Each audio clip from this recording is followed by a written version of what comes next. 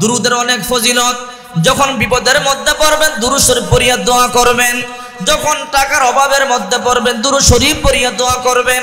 বড় মুসিবতের মধ্যে পড়ে যাবেন দুরূদ পড়িয়া দোয়া করবেন, দোয়া কবুল হবে। জগৎ বিখ্যাত একজন আল্লাহর ওলি ছিল, নাম তার আবু আব্দুল্লাহ মুহাম্মদ ইবনে সুলাইমান জাজুলি রহমাতুল্লাহি আলাইহি।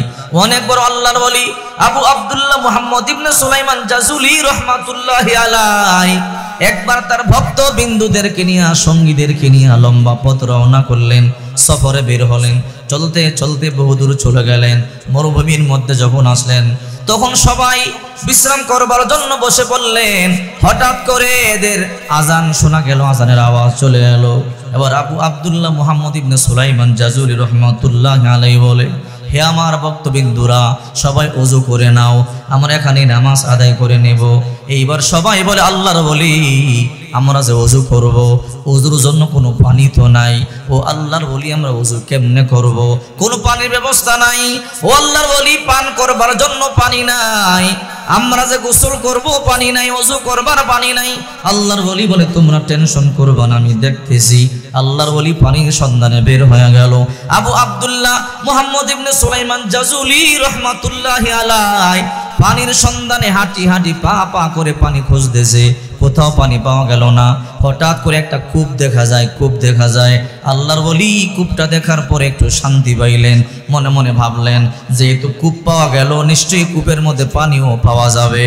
আল্লাহু আকবার বলেন।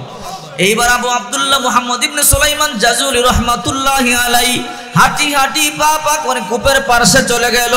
আল্লাহর ওলি কূপের পাশে গিয়ে দেখে কূপের মধ্যে কোনো পানি আছে, কিন্তু পানি যে আছে পানি একদম অথই নিচে। পানি উঠাইবার মতো কোনো বান্ড নাই, কোনো পাত্র নাই। পানি তো পাইলাম, কিন্তু পানিটা উঠাইব কিভাবে? আল্লাহর ওলি বড় টেনশনের মধ্যে পড়ে গেল। পানি এতটাই নিচে, উঠাইবার মতো বালতি নাই, রশি নাই। অনেক লম্বা সময় ধরে টেনশন করতেছে, পানি তো পাইলাম, উঠাইবার মতো কোনো বালতি নাই, রশি নাই, কেমনে পানি উঠাবো? অনেক লম্বা সময় ধরিয়া আল্লাহর ওলি চতুর্দিকে শুধু ঘুরতেছে, কোনো বুদ্ধি পায় না, পানি উঠাইবার মতো কোনো বান্ড পায় না। এই দৃশ্যটা দূর থেকে একটা বাচ্চা মেয়ে, কিশোরী মেয়ে দেখলো। ওই মেয়েটা দৌড়াই আসলো, আইসা বলে, ও আল্লাহর বান্দা, আপনি লম্বা সময় ধরিয়া ঘুরতেছেন, কারণটা কি আমারে বলেন? আল্লাহর ওলি বলে, মা তোমাকে বললে কোনো ফায়দা হবে না। ও আল্লাহর বান্দা বলেন, কি সমস্যা? রে মা, তোমাকে বললে কোনো লাভ হবে না। ও আল্লাহর বান্দা আমারে বলেন, আমাদের এই এলাকায় ভারী, আমাকে বলেন, যদি কোন সমস্যায় পড়ে থাকেন আমি সমস্যার সমাধান করে দিব। আল্লাহর ওলি বলে, তাই নাকি? বলে, হ্যাঁ।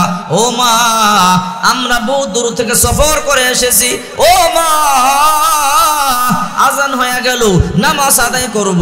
নামাজ আদায় করবার জন্য পানির কোনো ব্যবস্থা নাই। একটা কূপ যাই পাইলাম, কূপের এত নিচে পানি, উঠাইবার মতো কোনো বান্ড নাই, পাত্র নাই।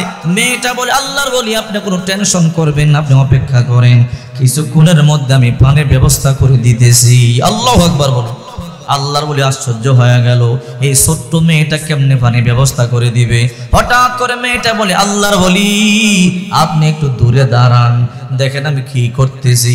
এই মেয়েটা কূপের পার্শ্বে গেল, কূপের পার্শ্বে গিয়ে কি যেন পরি একটা ঘুরান দিল, একটু থুতু নিক্ষেপ করলো, আবার কি জানি পড়লো, দ্বিতীয়বার আবার একটা ঘুরান দিল, আবার থুতু নিক্ষেপ করলো।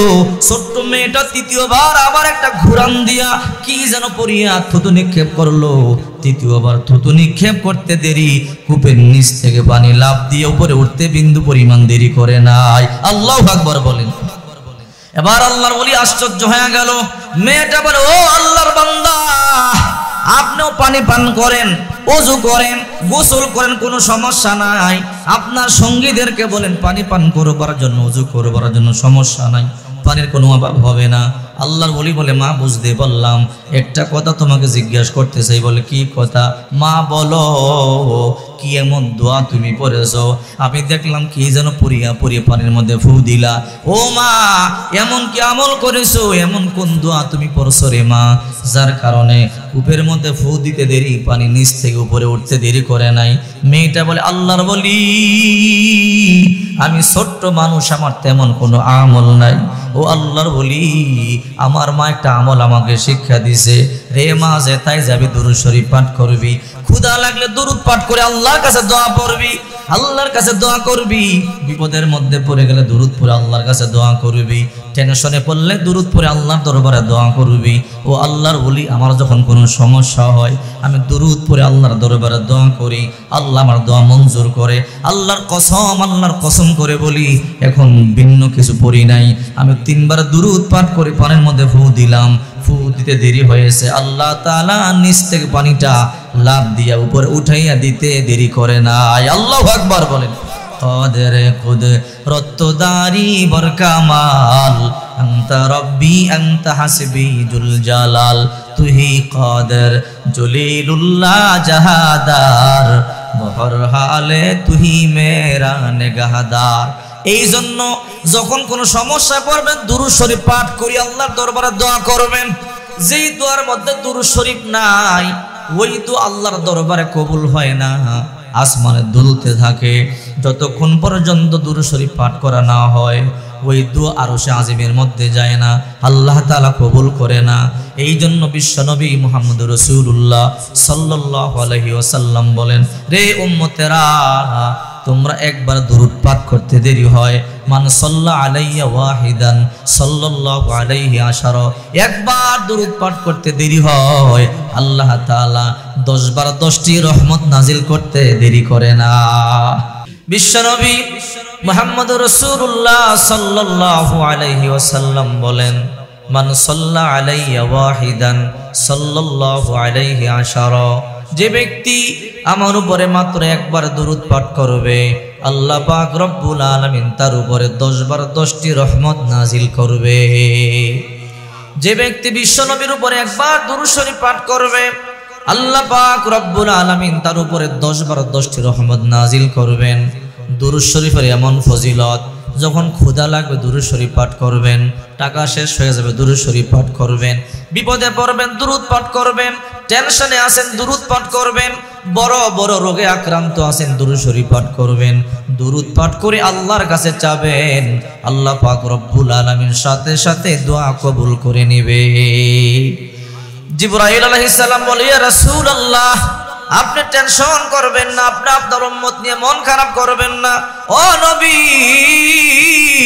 আপনার উম্মতের আমল যদি কম হয়, ও নবী, যদি আপনার উম্মত বেশি বেশি দুরূদ শরীফ পাঠ করে, ও পয়গম্বর, পরকালের মধ্যে একটা জায়গা আছে ফুলসিরাত, বড় ভয়ঙ্কর জায়গা।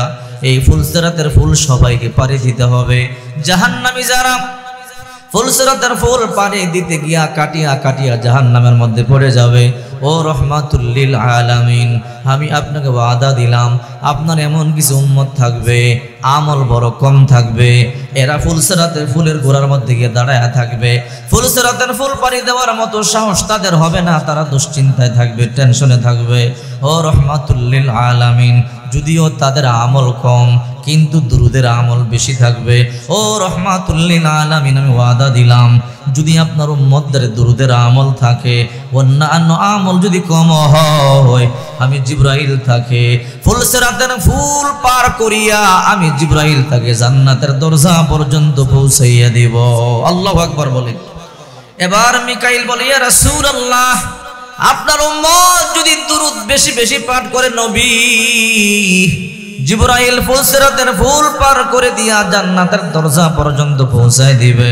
ও বিশ্বনবী রহমাতুল লিল আলামিন, আমি আপনাকে ওয়াদা দিলাম আপনার উম্মতের আমল যদি কম হয়, দুরুদের আমল যদি আপনার উম্মত বেশি বেশি করে, নবীজি আমি ওয়াদা দিলাম কাল কিয়ামতের ময়দানে আমি মিকাইল আমার হাতে হাউজে কাউসার পানি পান করাইয়া দিব।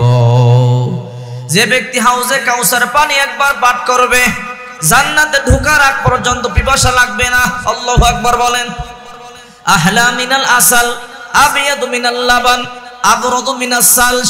বিশ্বনবী মুহাম্মদ রাসূলুল্লাহ সাল্লাল্লাহু আলাইহি ওয়াসাল্লাম বলেন, ওই যে হাউজে কাউসারের পানি এমন হবে দুধের চাইতে সাদা হবে, মধুর চাইতে মিষ্টি হবে, বরফের চাইতে ঠান্ডা হবে। এক ঢোক পানি যদি কোনো ব্যক্তি পান করতে পারে জান্নাতে ঢোকার আগ পর্যন্ত তার পিপাসা লাগবে না। বিশ্বনবী মুহাম্মদ রাসূলুল্লাহ সাল্লাল্লাহু আলাইহি ওয়াসাল্লাম বলেন, যারা বেশি বেশি দুরূদ শরীফ পাঠ করে এই দুনিয়ার মধ্যে আল্লাহ তাআলা একদল ফেরেশতা রাখিয়া দিয়েছে। ওই ফেরেশতার কাজ হলো যারা বেশি বেশি দুরূদ শরীফ পাঠ করে, এই দুরূদ শরীফটা পড়তে দেরি হয়, এই দুরূদ শরীফটাকে মদিনাতুল মুনাওয়ারায় নবীজির কাছে পৌঁছাইয়া দিতে দেরি করে না। দুরূদের অনেক ফজিলত।